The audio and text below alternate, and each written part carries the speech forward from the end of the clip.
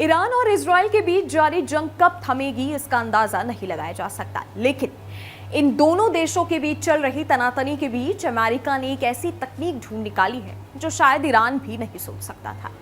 जहां रूस ईरान के साथ खड़ा माना जा रहा है, तो वहीं अमेरिका इजराइल के साथ माना जा रहा है।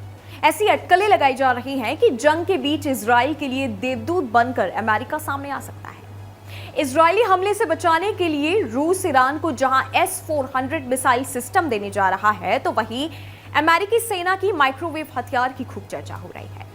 अमेरिका अपने माइक्रोवेव हथियार की मदद से ईरानी परमाणु ठिकानों के इलेक्ट्रॉनिक्स को खत्म करने की क्षमता रखता है और इसीलिए अमेरिका की ये मिसाइल ईरान के लिए अब खतरा बनती नजर आ रही है। इस मिसाइल को इंटरसेप्ट करना काफी मुश्किल है। ये वो तकनीक है जो अमेरिका के अलावा दुनिया के किसी भी देश के पास नहीं है। ईरान अगर इजराइल पर फिर से हमला करता है, अगर रईसी की सेना अमेरिका के खिलाफ जंग छेड़ देती है, तो अमेरिका इसका इस्तेमाल कर सकता है।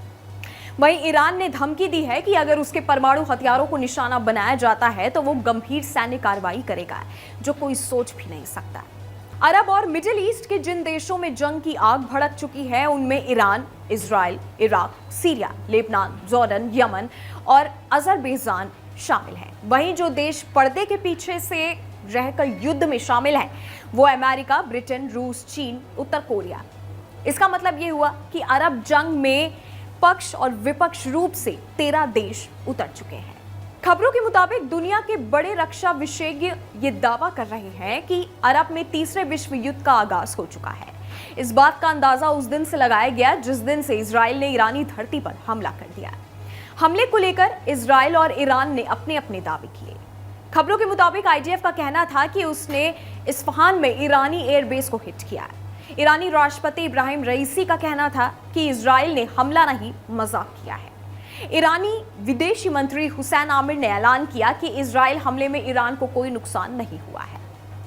इजराइल के हमले में ईरान को कितना नुकसान हुआ भी या नहीं, इसका आखिरी सच अभी तक सामने आना बाकी है। लेकिन ईरान में इजराइल के हमले ने दुनिया की महाशक्तियों को जंग में उतरने का मौका दे दिया है। अमेरिका इजराइल के साथ मजबूती से खड़ा हो गया है, तो रूस और चीन ईरान के साथ खड़े हो गए हैं। खेमेबाजी के साथ ही अरब में तीसरे विश्व युद्ध की तैयारियां भी शुरू कर दी गई हैं और इसी जंग के साथ अमेरिका की माइक्रोवेव मिसाइल चर्चा में आ चुकी है। इलेक्ट्रोमैग्नेटिक पल्स कैनन से लैस माइक्रोवेव हथियार क्रूज मिसाइलों में फिट किए जाते हैं और इन्हें भी B-52 बम वर्षकों से लॉन्च किया जा सकता है। आपको बता दें कि इन माइक्रोवेव हथियारों की रेंज 1126 किलोमीटर से ज्यादा होती है। ये हथियार कम ऊंचाई पर उड़ते हुए दुश्मन के एयर डिफेंस को ठप करते हुए हमला कर सकते हैं। इन हथियारों से निकलने वाली high power microwave energy wave दुश्मन के इलेक्ट्रॉनिक उपकरणों को नाकाम करने की शक्ति भी रखती है। खबरों के मुताबिक रूसी राष्ट्रपति व्लादिमीर पुतिन का कहना था कि इजराइल और अमेरिका परमाणु विनाश के हालात बना रहे हैं। रिपोर्ट है कि चीन ईरान को हमले के लिए मिसाइलों की खेप भेज रहा है।